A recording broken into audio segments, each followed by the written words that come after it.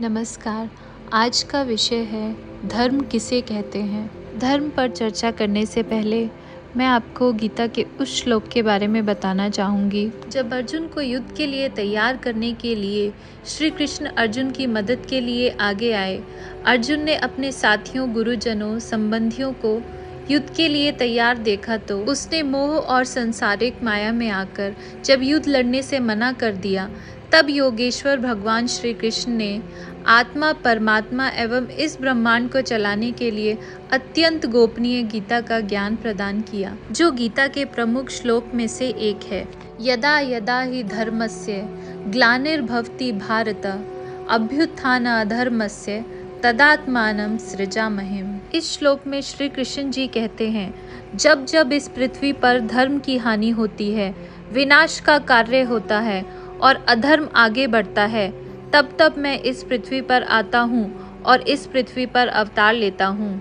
परित्राणाय साधूनां विनाशाय च दुष्कृतां धर्म संस्थापनार्थाय संभवामि युगे युगे। इस श्लोक में श्री कृष्ण जी कहते हैं, सज्जनों और साधुओं की रक्षा करने के लिए और पृथ्वी पर से पाप को नष्ट करने के लिए तथा दुर्जनों और पापियों के विनाश करने के लिए और धर्म की स्थापना के लिए मैं हर युग में बार बार अवतार लेता हूँ और समस्त पृथ्वीवासियों का कल्याण करता हूँ। इस श्लोक के माध्यम से भगवान कृष्ण अर्जुन को समझाना चाहते हैं, तुम्हें भय नहीं करना चाहिए। मैं स्वयं इस धरती पर आया हूँ धर्म स्थापना करने, अर्थात सही मार्ग दर्शाने। तो तुम इस अपने पराये के भेद से निकलकर सही पथ पर अग्रसर हो और अपने कर्तव्य का निर्वाह करो। मैं बस आपको इतना ही समझाना चाहती हूँ। क्या इस श्लोक में कहीं भी भगवान श्री कृष्ण ने धर्म का मतलब हिंदू, मुस्लिम, सिख, ईसाई बताया है? यहाँ धर्म का अर्थ है ईश्वर को पूर्ण रूप से समर्पण करके सही मार्ग पर अग्रसर होकर कार्य करना। मनुष्य के पास वो अनमोल खजाना है जो कि उसको दूसरे जीवों से भिन्न करता है, और वो है उसका चैतन्य। वरना तो पशुओं जैसे मनुष्य भी बस अच्छा खाकर और साथ रहकर ही संतुष्ट हो जाता, पर जो मनुष्य की बुद्धि और कॉन्शियसनेस जिसको हम कहते हैं, वो उसको सही गलत, अच्छे बुरे में अंतर करना सिखाता है।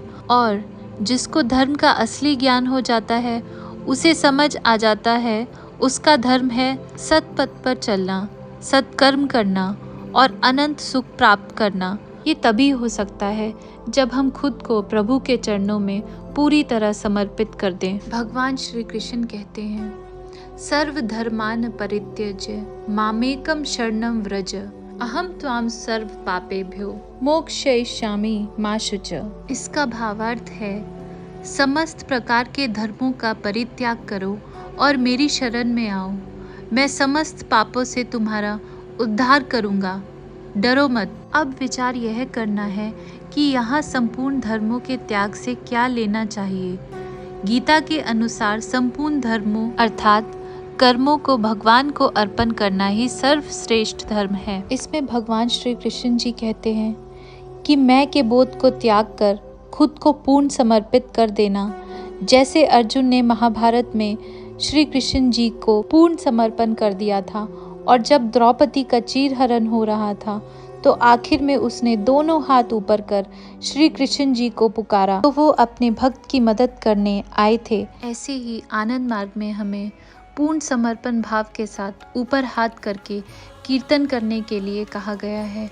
सुबह शाम दिन रात जितना हो सके, जब भी टाइम मिले, कीर्तन करना चाहिए, जिससे कि परम पुरुष हमेशा हमारे आसपास ही रहें और हमें असीम आनंद की प्राप्ति हो सके। कीर्तन की तरंगे हमारे आसपास एक सकारात्मक ऊर्जा पैदा करती हैं। कीर्तन्य सदा हरि। आनंद मार्ग में बताया गया है कि कीर्तन और साधना दोनों के माध्यम से हम परम पुरुष की प्राप्ति कर सकते हैं। साधना में हम हर श्वास में ईश्वर का नाम लेते हैं और अनंत आनंद की प्राप्ति करते हैं। यही है मनुष्य धर्म।